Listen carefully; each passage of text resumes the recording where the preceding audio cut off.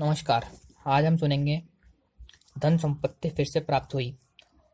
उम्बर के पेड़ से कुछ दिन बाद बाबा आम के पेड़ में आ बसे।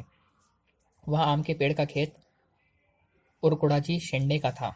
उस खेत के मध्य में वह आम का वृक्ष था। उस आम के वृक्ष के चारों तरफ कांटे की टहनियों का कुप डलवाया गया था और बाबा ने भक्तों से मिट्टी का चबूतरा डलवाने की मांग की और वहीं पर बाबा रहने लगे। बाबा को लगता था कि मैं कहीं पर भी चला जाता हूँ, इसका कारण कितने ही रोगी, दुखी, पीड़ित या अमीर लोग मुझे जहाँ वहाँ ढूंढ ढूंढ कर मेरे पास आ जाते हैं। इसके लिए उन्हें बहुत तकलीफ झेलनी होती है। इसी प्रकार का भक्तों के प्रति दया भाव उनके मन में घर कर गया और वे दया से द्रवित होकर एक जगह रहने की बात अपने मन में ठान ली। इसके लिए उन्हें जगह चाहिए थी। वह सभी भक्तों से कह रहे थे, इसके लिए उन्हें जगह चाहिए। हमें देवस्थान बनाने के लिए जगह की बहुत आवश्यकता है। यह विचार उनके मन में चल ही रहा था। इतने में एक आदमी वहां आया। उसका नाम नंदू दिवे था। बाबा ने उसे दुखी देख उसकी खुशहाली जानना चाहिए। उस पर उसने कहा, मेरा नाम नंदू दुवे है और मैं टाकल घाट से 4-5 किलोमीटर मांगली में रहता हूँ। मैं बहुत विकट परिस्थिति में यहाँ आया हूँ। मेरे पास बहुत धन संपत्ति थी, उसे मैं गवा कर बैठा हूँ और अब मेरे ऊपर भूखे रहने की स्थिति आई है। मुझे अब जिंदा रहने की चाहत नहीं है। उस पर बाबा ने उससे कहा कि इंसानियत की राह पर चलना चाहिए। इंसान बनकर ही प्राण त्यागना चाहिए। निरर्थक जीवन बिताने से क्या फायदा। अब तुम मेरे आश्रय में आए हो तो एक बात सुन लो। अब तू अपने जीवन की राह ही बदल दे। तेरी गई हुई संपत्ति तुझे वापस मिल जाएगी।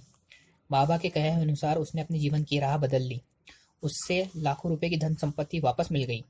वह खुशी से बाबा से मिलने आया और बाबा से कहने लगा, बाबा, आपको देवस्थान के लिए जितनी जगह की जरूरत थी उतने आप पैसे ले लीजिए। उस पर बाबा बोले, मुझे सिर्फ जगह चाहिए, पैसे नहीं। बाबा के कहे अनुसार नंदू देवे ने उस खेत के मालिक उड़काजी शिंडे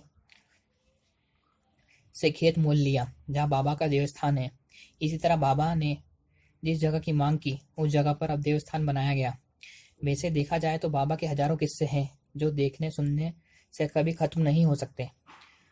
बाबा भगवान बुद्ध पर बेहद श्रद्धा थी।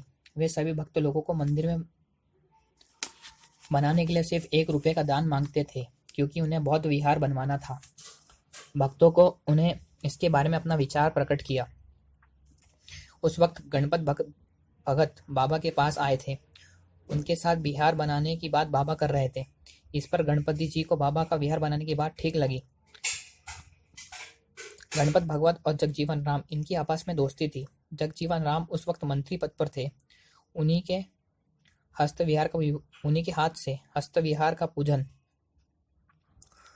कराया गया और धीरे धीरे मंदिर का काम भी शुरू हुआ। इतनी अवधि में बाबा निर्वाण पद को प्राप्त हुए, लेकिन बाबा की तमन्ना भक्तों ने पूरी तरह विहार का काम पूरा किया। अंत में चैत्र पूनम के दिन भंत के हस्ते इनके हस्त तथागत मूर्ति की स्थापना विधि कर वो मंदिर सबके लिए खोल दिया गया और इस तरह बुद्ध विहार की भी स्थापना हो गई।